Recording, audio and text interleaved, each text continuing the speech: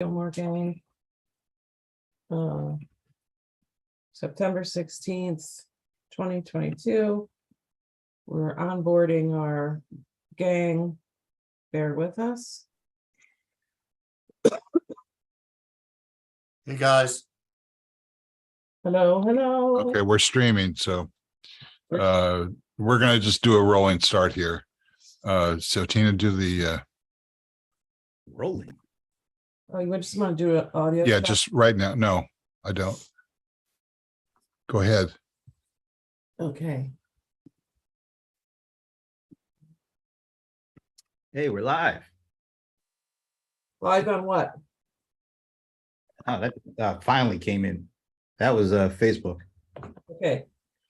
All right. Places everybody, and here we go. We're mute is off, and we're gonna go in 3, 2, 1, and Hi. Steve Gillmor here. This is the Gillmor Gang. It's another summer Sunday on Friday. And welcome to an abbreviated version of the gang, in the sense that Frank Radis continues to be on vacation. yay! And Yay for Frank for getting out there. And Michael Markman is not here yet and won't be for another 10 or so minutes. So the people who are here are starting with, from the framework of Massachusetts, Dennis Pombriant. Welcome, Dennis. Yes, and a very welcoming place for South and Central American immigrants. Ah. Oh, yes. you mean Martha's Vineyard, right? Well, it's part of Massachusetts, yeah. Now that's a reference that I have no context for. Well, you just heard it. The reference is the actual information. I bet it'll come up a lot. You'll learn more than you ever wanted to know by the end of this hour. And my greetings to Governor DeSantis. Your regards. And best wishes for your retirement. From the state of Atlanta, Georgia, is Brent Leary. Welcome, Brent. Thank you, and I will apologize up front. I have mismatching logos, so I've got the logo, the kind of current logo here, but on my hat, I went old school, so I apologize for that. You're a sorry sight. I really am, but it's Friday, or is it Sunday? I don't know. It's a little bit like What was that? It's Friday. Okay. Okay. From Palo Alto is Keith Chair. Welcome, Keith. it is such a pleasure on this wonderful Friday to be with you and our viewers, and I can't wait to get into our conversation. About what? Okay, go ahead. Such enthusiasm. Seriously, it started right now, Keith. Well, I think the biggest news of the week is Elon Musk's whistleblower testifying about Twitter's internal controls to Congress and the impact that might have on your bet that he's going to get the deal closed. He's only got 2 weeks, less than 2 weeks now, right? I mean, wasn't it October 1st or something? That wasn't what I said. I thought it was October. Yeah, October. That goes for quite a while. 31 days. Almost 31 days. That's right.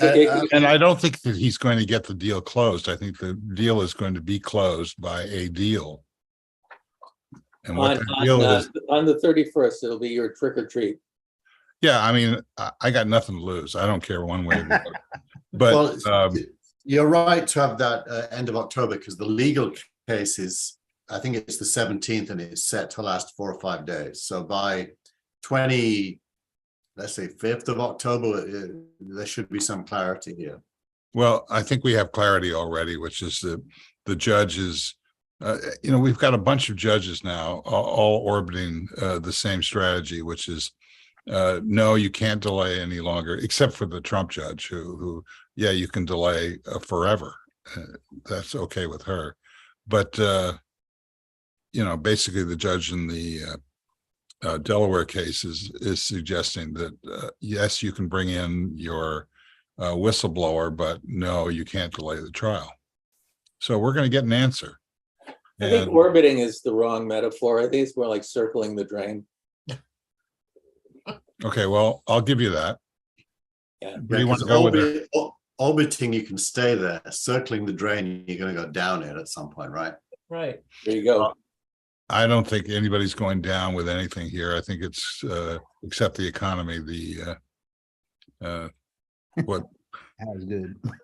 thanks. So Keith, that was your show? Well, no, I've got more. But Okay, great.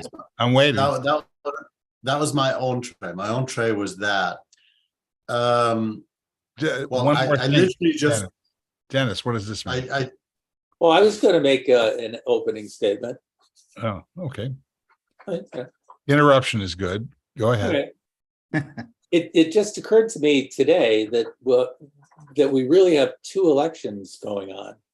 The one we know about, and with the Justice Department issuing upwards of 100 subpoenas for information, it's, in my estimate, highly likely that if the election is close, the 14th Amendment could disqualify multiple members of Congress, both the House and the Senate, from taking their seats in the next Congress.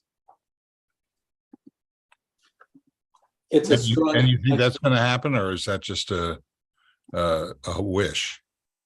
I think it certainly could happen. I think there are people who were at the January 6th thing who are running for political office right now, and some of them are holding seats. And as a consequence of that, just the theory of large numbers would suggest that you might be able to pick up one or two seats. If you've got a close election, that could be the difference between who controls Congress.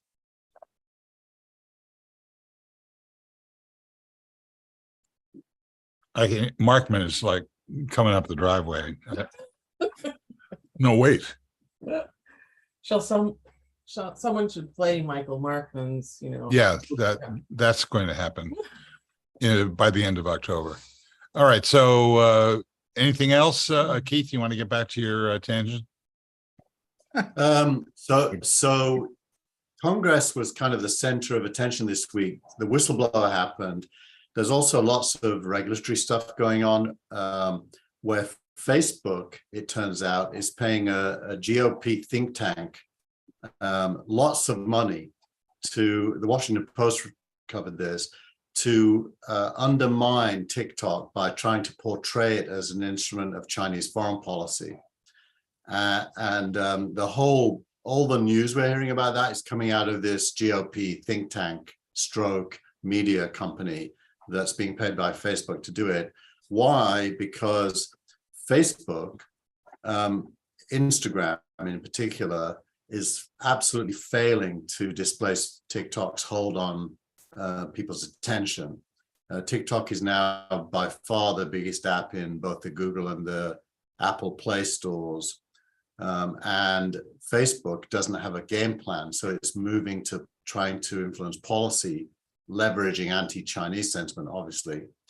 I thought it was interesting that the main case against TikTok is this leaked audio file from a few months ago, where it was clear that their use of user data is tenuous at the best, which kind of mirrors what the whistleblower said about Twitter's use of user data. So there's a kind of a equivalence between how poor Twitter is at doing this and how poor, including having spies in the building at Twitter, it seems, and what TikTok is accused of. To me, it just is a fascinating canvas where various self-interests are playing out over a debate when it's so transparent what their self-interest is. You know, if it was a murder trial, there'd be plausible cause already in the intent of the various parties in what they're saying. And it all, of course, goes back to the former guy's attack on TikTok and his threat to ban it, which he never fulfilled, which was also part of this whole anti-Chinese stuff. So my radar is all, the hairs on the back of my neck are standing up around. I actually don't like nationalism, period, but I really don't like aggressive nationalism targeted against other nations. And that includes China. So I kind of hate it. And I just wish people would stop it. If you were to game theory this out, you'd be able to say my enemy's enemy is my friend. If you And regard the other one is, if you regard the other Facebook as one, an enemy as I do. yeah, well, the headline this week was Meta is pleased that TikTok is getting the attention of politicians. It was in Forbes, I think. Yeah. Because politicians need a focus of attention. And if it, you don't want it to be you, right? If whoever you are, you don't want it to be you. The government's coming. This nifty national abortion bill that's getting a lot of attention. Thank you, Lindsey Graham. Lindsey Graham, yeah, that's kind of interesting. I agree with that. Yeah, so, Brent, do you think Stacey Abrams is still not got a chance in the gubernatorial race? I don't think he ever said she doesn't have a chance. I don't know if you say anything.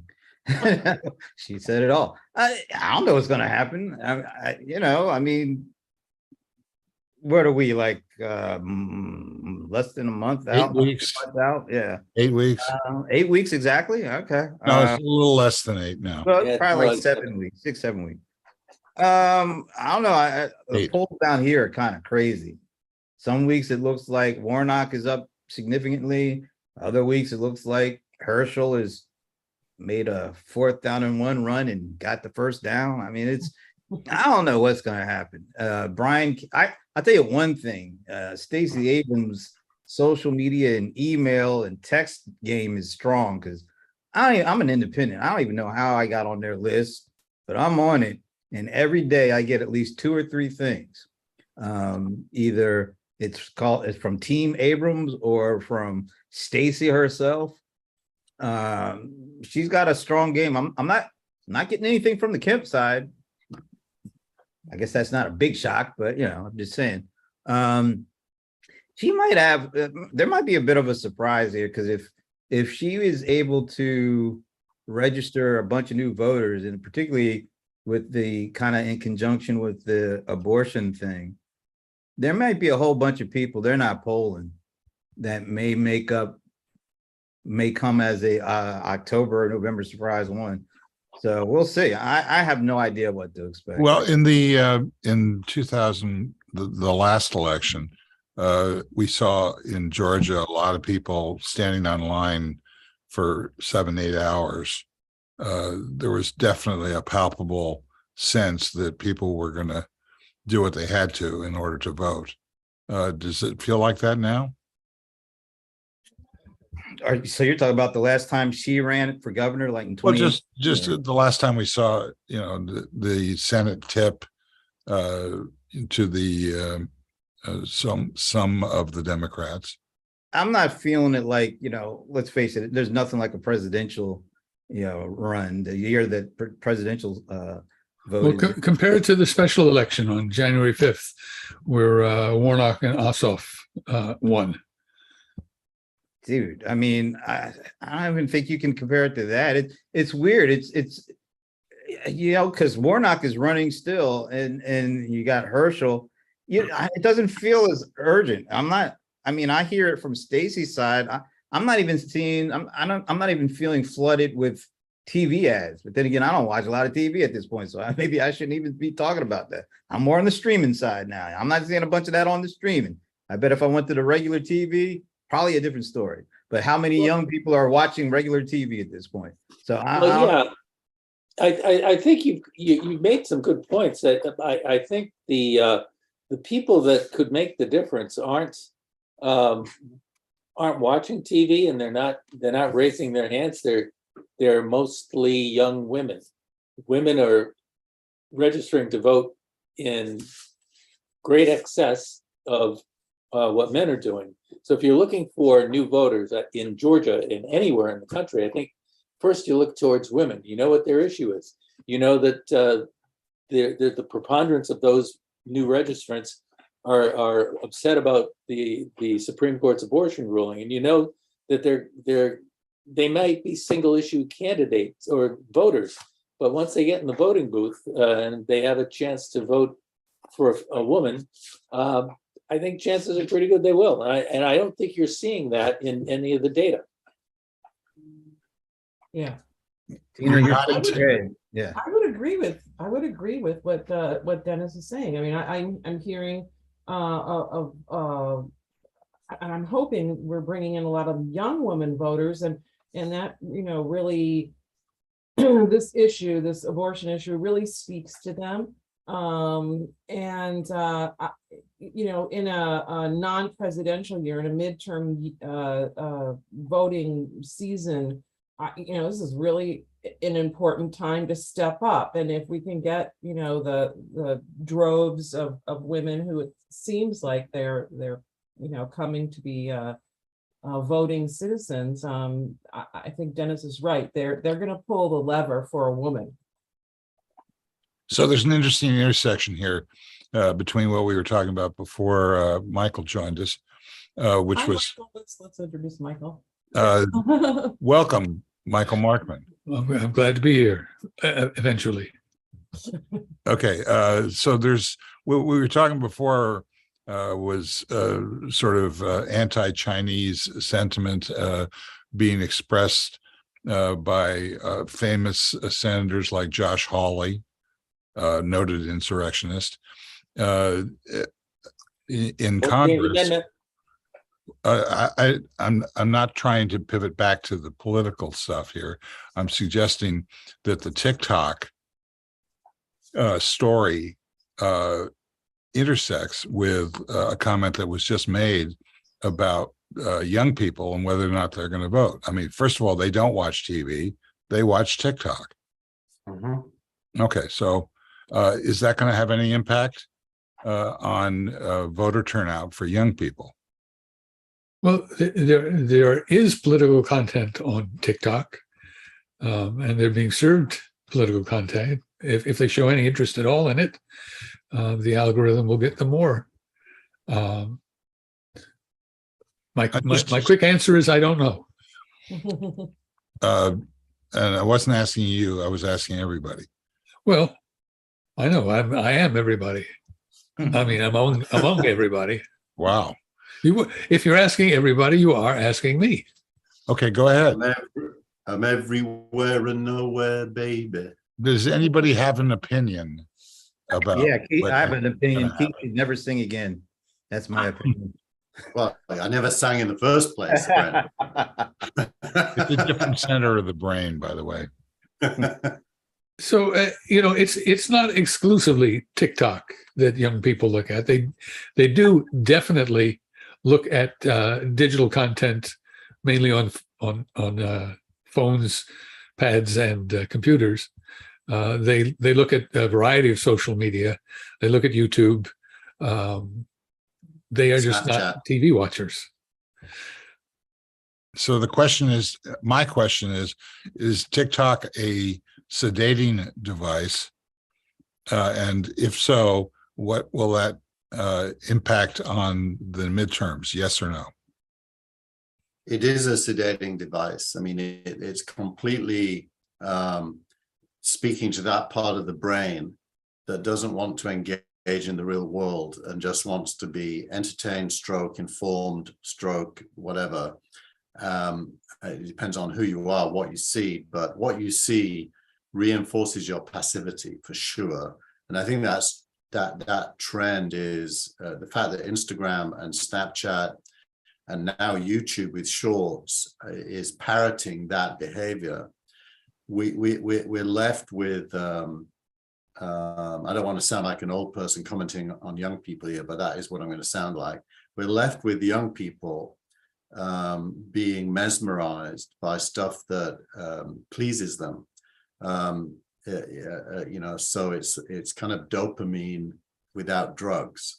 But 20 years ago, wouldn't people have said the same thing about young people and television? Yeah, and they would have had drugs as well 20 years ago. marijuana, for sure. Yeah, but it wasn't everybody. Life went on. People did things. No, but your life is, this is one of the interesting things about China. When you go to China, young people are the same as they are here. And, you know, they're not really critics of the Chinese government, even though neither are they fans of it. They just, you know, ignore it. And I think the ignoring politics is a dominant theme of our time. And mostly it's because you're cynical, and I think young Chinese people are equally cynical, that it doesn't matter and there's nothing you can do anyway.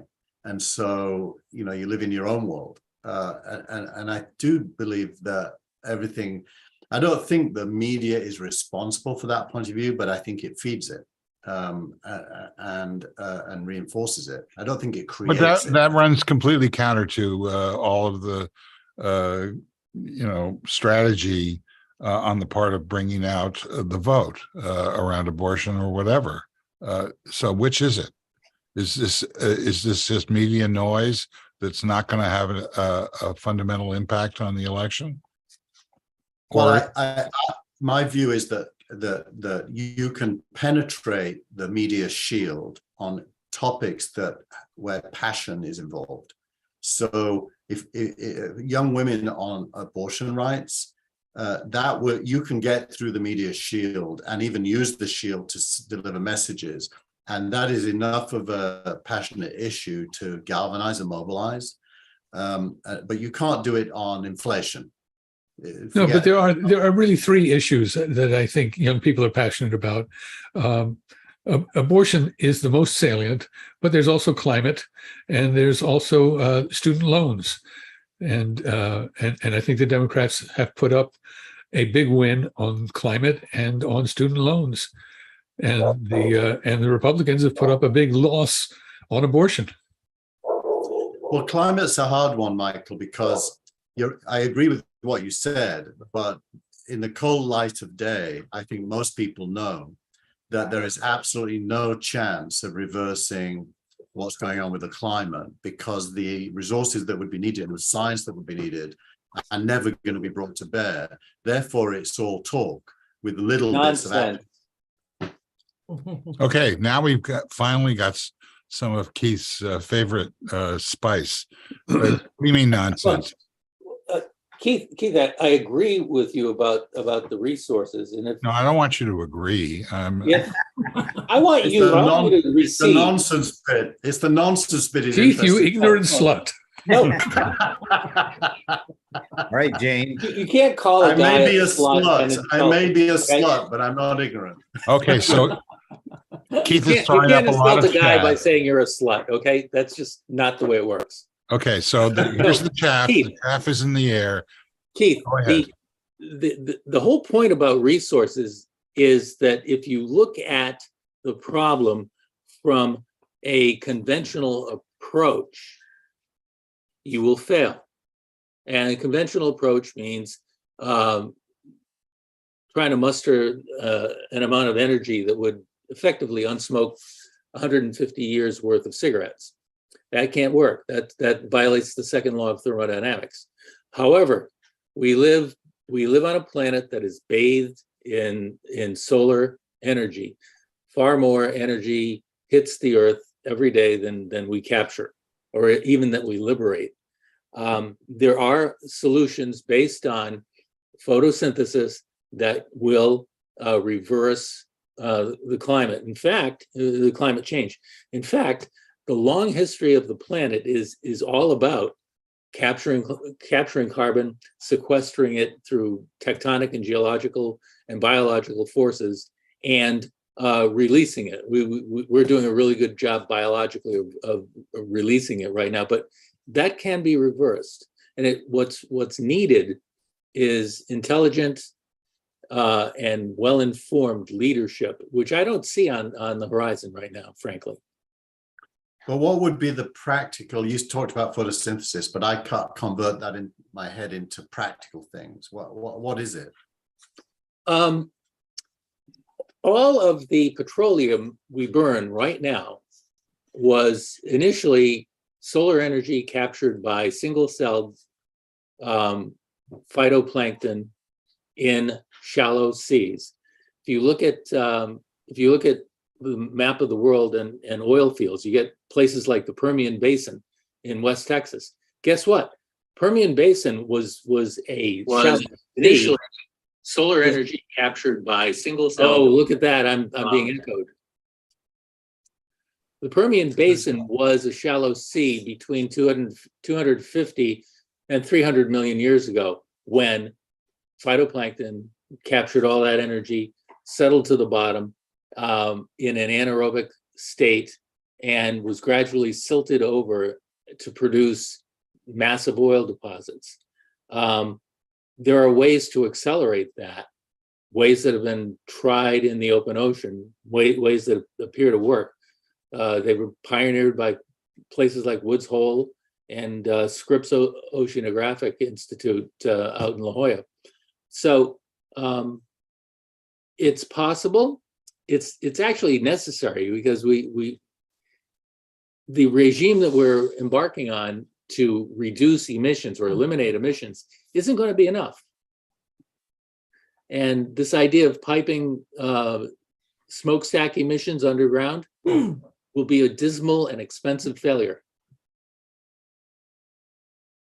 So, okay, so I'm struggling to imagine it. So obviously 300 million years is a long time, and we're talking about Democrat agenda on climate change, galvanizing young people to vote. Yes. I don't know how many young people will be motivated by hundreds of millions of years process. How about a 10-year process? How about a 10-year process? Then it gets interesting. The experiments that have gone on, the experiments that have been done in the open ocean,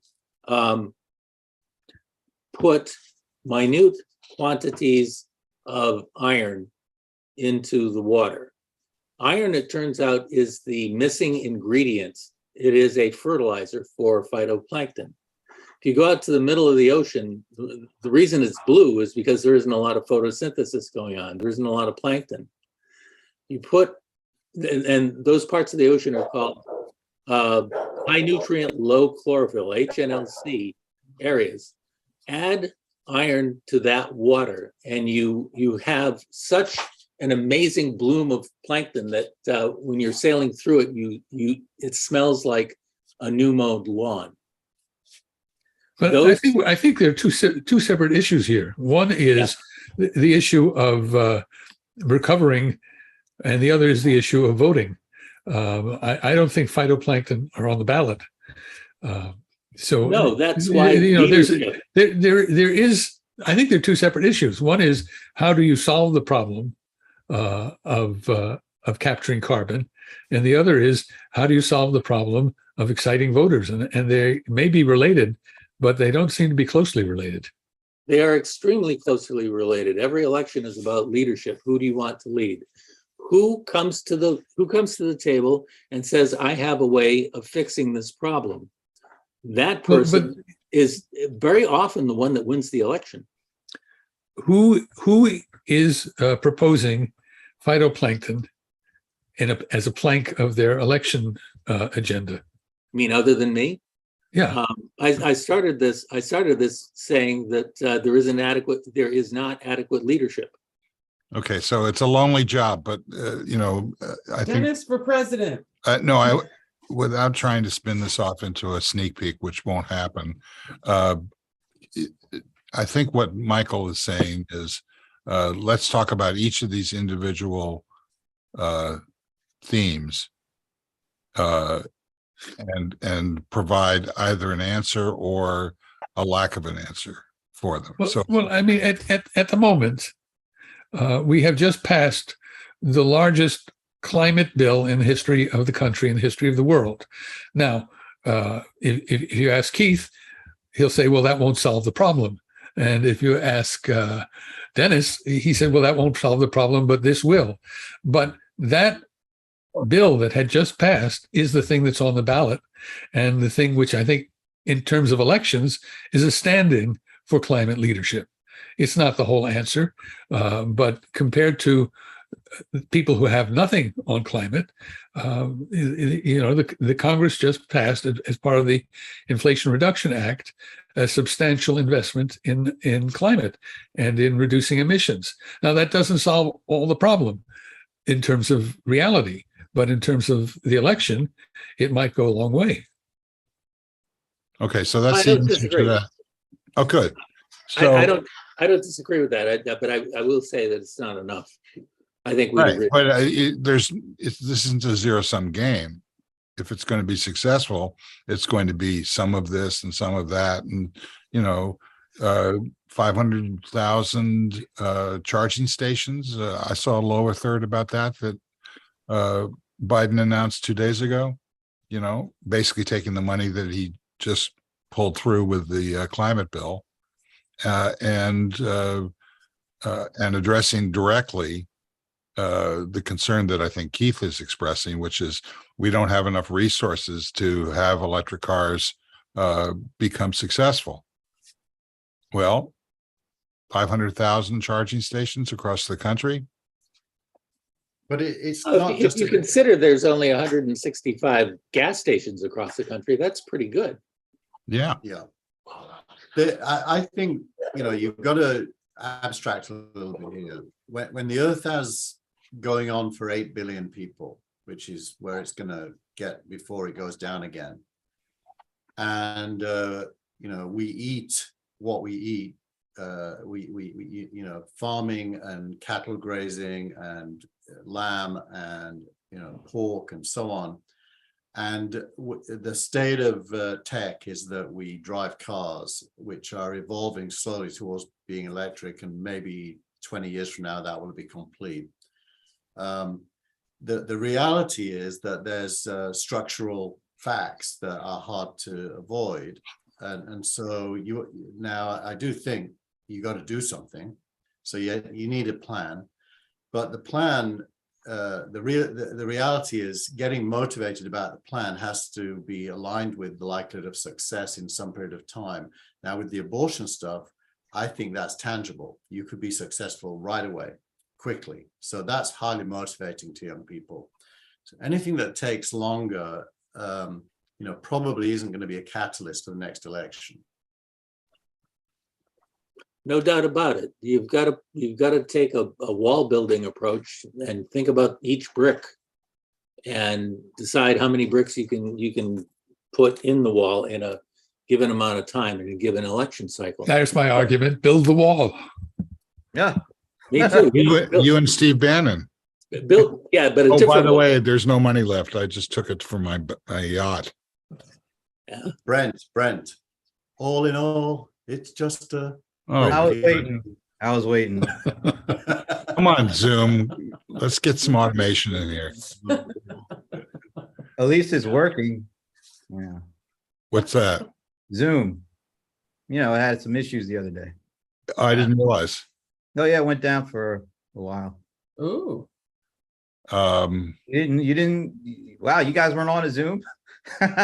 Or weren't I was on No, a Brent, the players are taking all the bandwidth right now. Oh, is that it? Okay. Yeah. Did you read the coverage that said Zoom's going to create a calendaring and messaging software to compete with Microsoft? Yeah. Yeah. Good luck, Lotus. Good luck with that one. Yeah. Oh, well, that's like God. That's like God telling you you've got too much money. wow. I've heard that, but in a different context. It had something to do with cocaine.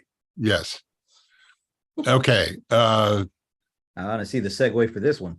Yeah, it's going to be like, all right. I've got So one. I've got one. that was a great discussion that we just had about sustainability.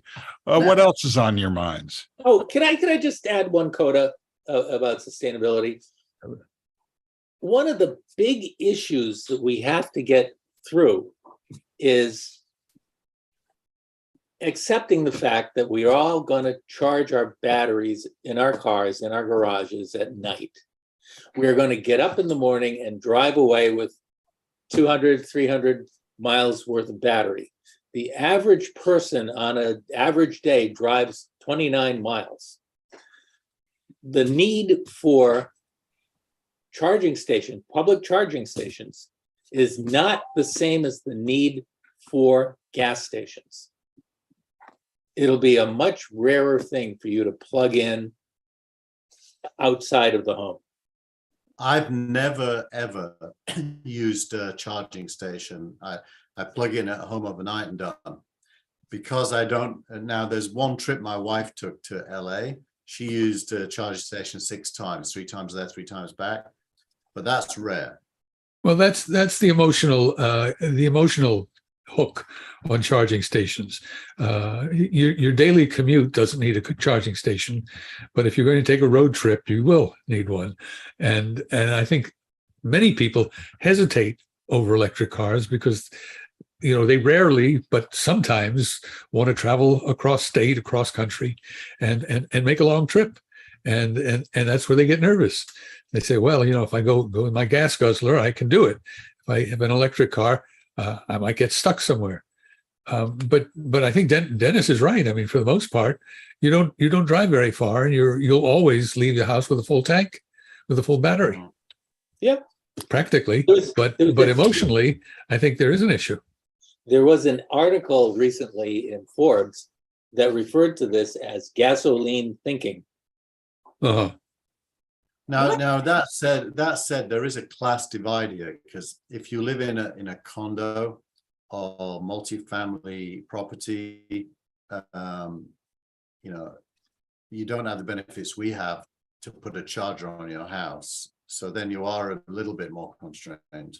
So the mass market probably does need, I don't think it's charging stations. I think it's street level. In London, they have them at the street level. London's done quite a good job. When you park, when you see the parking spaces, 10% of them have got electric vehicle chargers.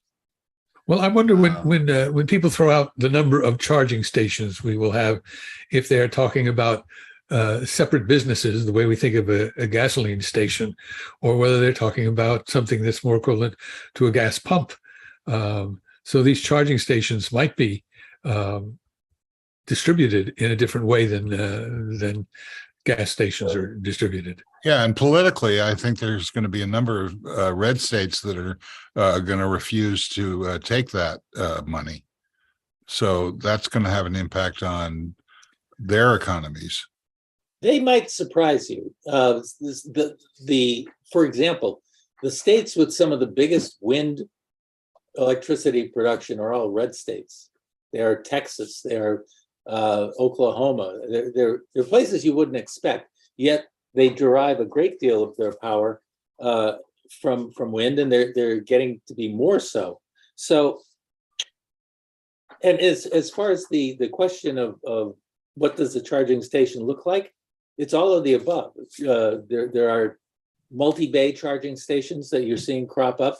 There are single use charging stations. There are level 2 stations, which will only give you, maybe 20 miles worth of charge for an hour. What I'm wondering is when they say charging stations and give it a number, does a multi-bay charging station count for 3 or 5, or does it count for 1? I mean, how are they doing the arithmetic on this? I think it counts for the actual number of bays there are at the location. That's just my guess. And I don't know. That's my hope. I just don't know. And frankly, I assume these are public charging stations, because there should be well over 500,000 private charging stations in individual garages. If we got about 170,000 households in America, the vast majority of them is going to have at least one charging station. That sounds reminiscent of, like Xfinity, Wi-Fi, basically without your consent, basically making your bandwidth available to people in the area. Yes. Well, I'd be okay with that. I have 2 chargers. One's at the edge of my driveway, so somebody parking outside can reach it, and one's on my garage, which they can't reach. The one at the end, I'd be okay with people plugging into it as long as I got compensated, at least got the cost back.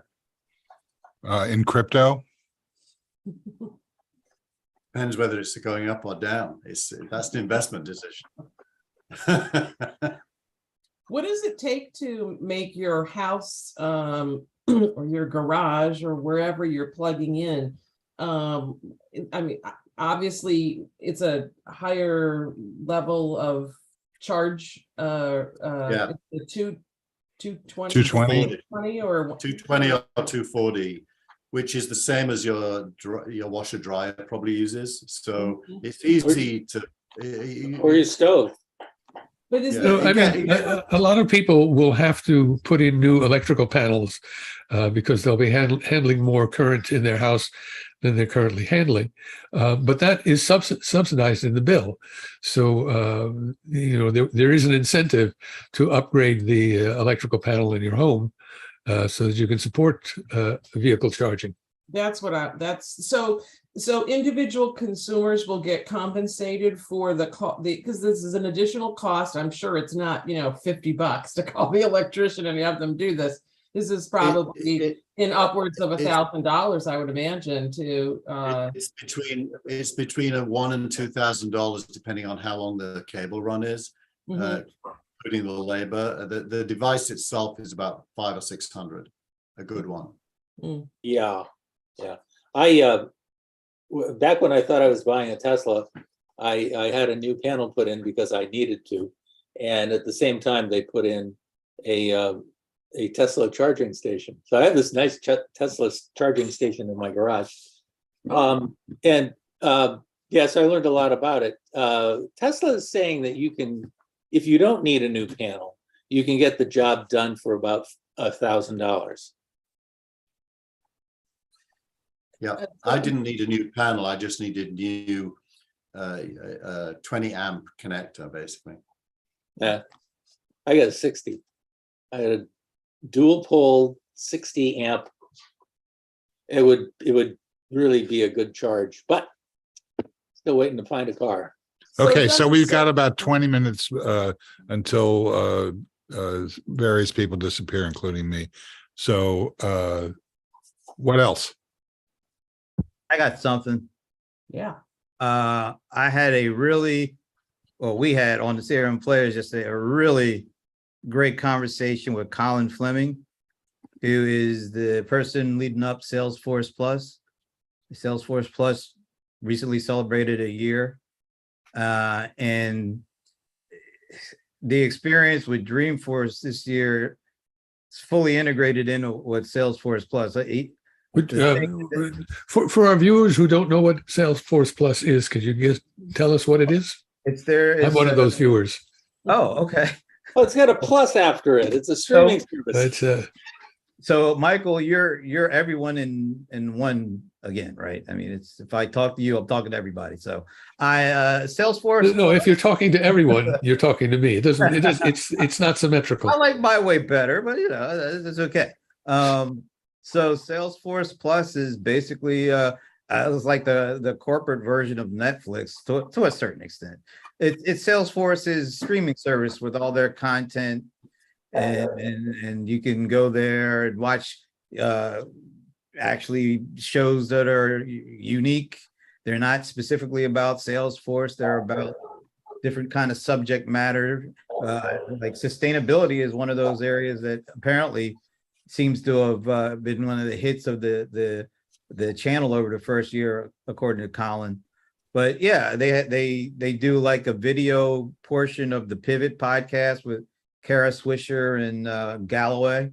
And so they have the podcast version, and Salesforce Plus shows a little bit of the kind of the video aspects of their conversation. So they're scooping up existing podcasts in addition to their proprietary content. Yeah, or at least. Well, I wouldn't call one deal scooping up. But if they did that deal, I presume they're going to do others.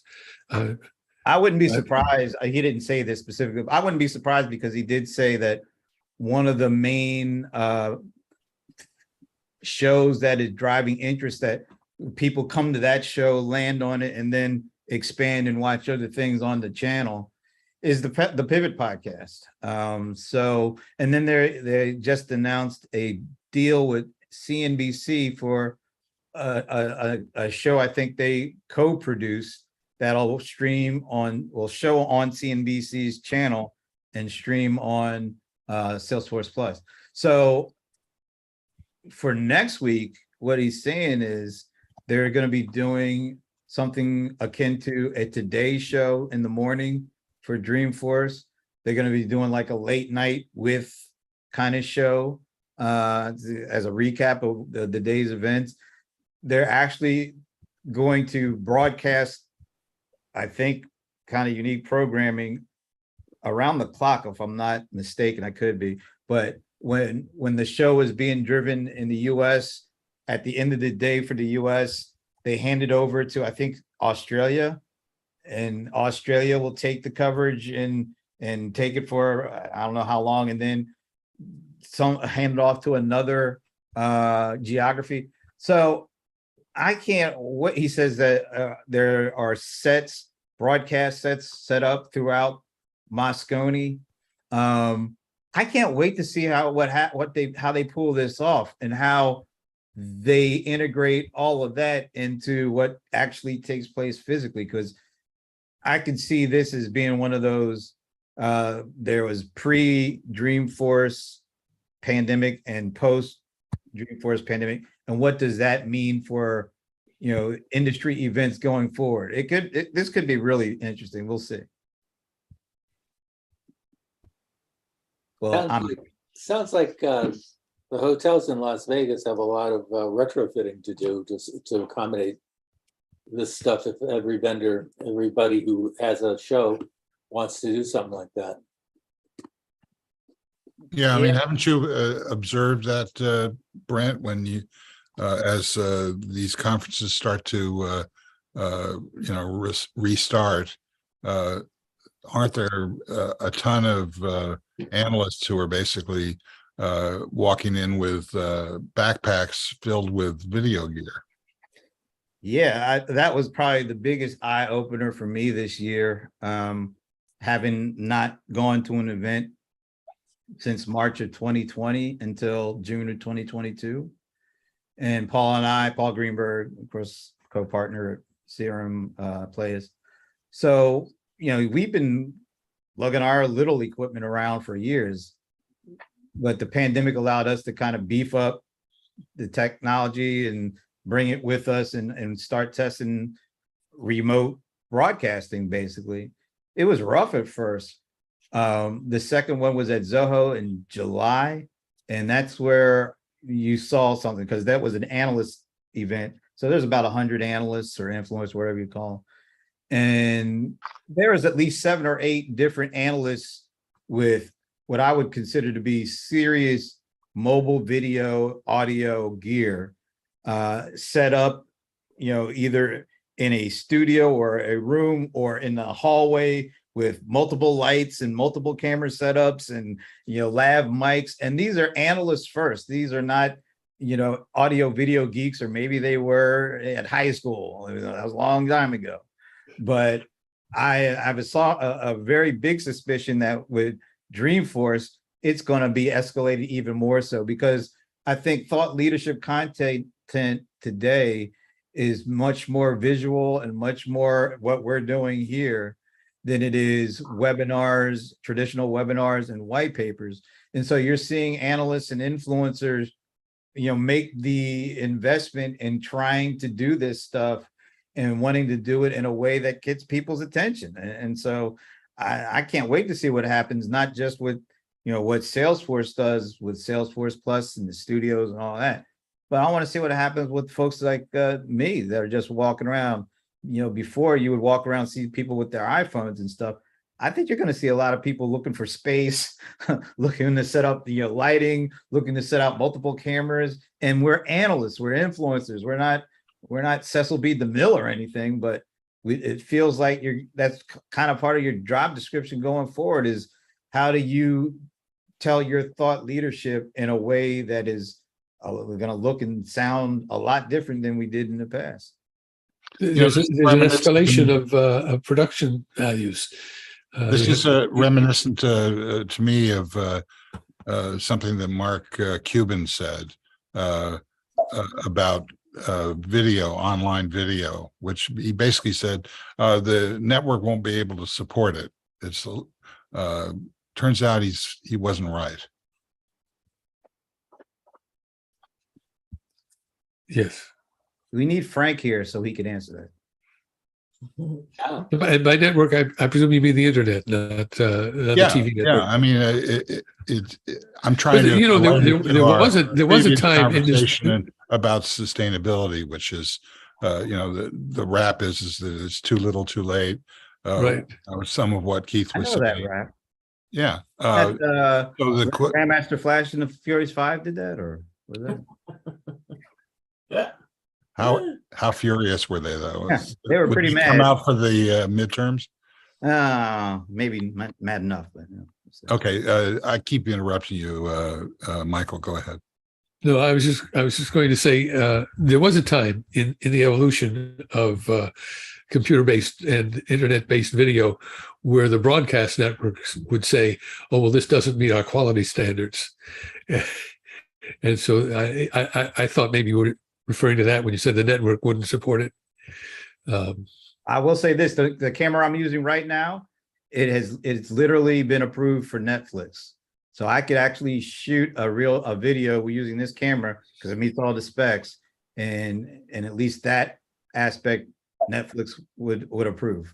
Now, well, I mean that's part of the evolution. The gear that's available at affordable prices now is better than the gear that was the networks were using when they were putting out that standards. This doesn't meet our standards, because that was even in the days before HD, when they were still dealing with NTSC 480p. So, wow. Yeah, that whole standards issue is kind of in the trash by now. Well, my feeling about this is it's all going to go into the newsletter format where the standards are already pretty well baked out. And notifications. Yeah, Well, absolutely. Notifications is the key to the newsletter success. I mean, that's why the Substack iOS app is the heart of their platform. If you comment, anybody who's subscribed gets a notification to that effect, and they can look at it. Or if they respond, then the people that they're responding to get a notification that you're talking to them. So it's a massive get out the vote strategy. I have a prediction, and it's this: sometime in the next 5 years, Brent and I will stop being our own Sherpas, carrying lights, cameras, etc., and a whole business will evolve on site that you can subscribe to if you're a thought leader, and you simply say go to a keynote, then check in with the service, do a stand up of 3 minutes, say, and package it up and send it out. I agree with you. It's just I think the time frame is way too long. I think it's going to happen in the next year. I think, yeah. Well, I didn't want to. I don't know this stuff, but it just seems to me like there are too many moving parts for the individual, and it has to get simplified. And the service will provide, I think, better quality video capture and upload. I totally agree with you on it. Needs to be the stuff that, we're on the bleeding edge of this, and I've got the scars, and of course, Steve, you were on the prehistoric edge of this. On the venerable bleeding edge, right? Back when I had some blood. Back when he was venerable. But yeah, I mean, Dennis, you're completely right. It's too difficult. First of all, you really don't want to have to lug around all this stuff, and then you really don't want to have to set it all up, because as we learned the hard way, we were supposed to do after the keynote at Verint, we were supposed to have the CEO join us for this live LinkedIn Live. We couldn't get set up in time. We couldn't get things working in time. So we couldn't have this really great conversation with the CEO of this billion-dollar revenue company because we couldn't get anything to work on time. Yeah. I mean, that's remember, ridiculous. I remember being interviewed by you, Brent, and by you, Steve, and just watching all of the plug this together, plug that together, get this right, the lights, the camera. It's a major effort. And Tina was there helping Steve, and it's not pretty. So this has to get. I was there helping Tina, actually. But it is super. It's good easy. you understand your role.